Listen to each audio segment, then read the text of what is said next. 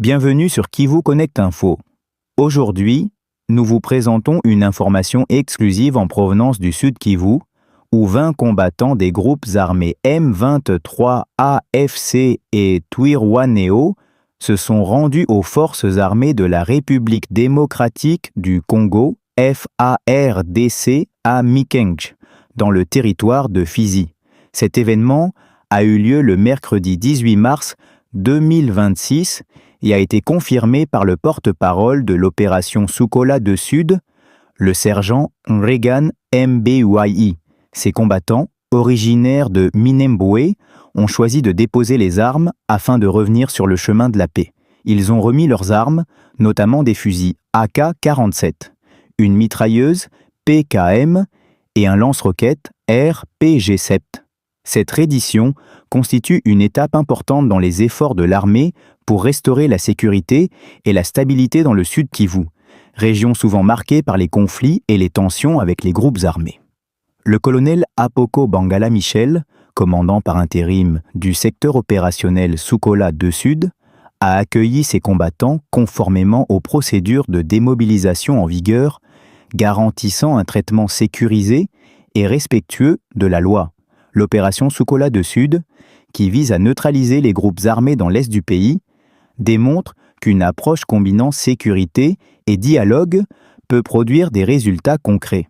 Les premiers témoignages des combattants révèlent que certains ont quitté les rangs en raison des conditions de vie difficiles et du traitement strict au sein de leur groupe. Cela illustre que même si ces groupes continuent de représenter une menace, certains membres choisissent volontairement de revenir à la vie civile et de soutenir le processus de paix. La reddition intervient alors que la zone reste marquée par des violations répétées du cessez-le-feu par les M23 AFC, soutenus par les RDF, qui continuent de mener des attaques contre les positions des FARDC. Les autorités militaires soulignent que cette démarche devrait encourager d'autres combattants à déposer les armes et à rejoindre le processus de démobilisation, renforçant ainsi la stabilité régionale. Les habitants de Mikenge ont exprimé leur satisfaction face à cette reddition, voyant en cet acte un signe d'espoir et un pas vers une vie plus sûre et paisible. L'opération illustre également la coopération efficace entre l'armée et les communautés locales pour sécuriser la région et réduire les risques liés aux groupes armés. La remise des armes et le retour des combattants dans la société sont essentiels pour restaurer la confiance entre les populations et les forces de sécurité. L'opération Sukola de Sud continue de montrer que la combinaison de mesures de sécurité et de stratégies de réintégration peut produire des résultats tangibles.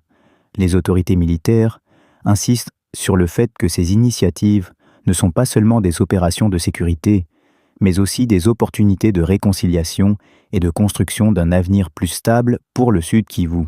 Les combattants qui choisissent de se rendre sont accueillis avec respect et intégrés progressivement dans le processus de démobilisation et de réinsertion sociale. Cet événement est également un message fort envoyé aux autres combattants des groupes armés. La reddition volontaire peut mener à une meilleure vie, loin des violences et des souffrances. La communauté internationale et les autorités locales surveillent de près ces initiatives pour s'assurer de leur succès et de leur pérennité. En résumé, la reddition de ces 20 combattants marque un pas significatif vers la paix et la sécurité dans le Sud Kivu.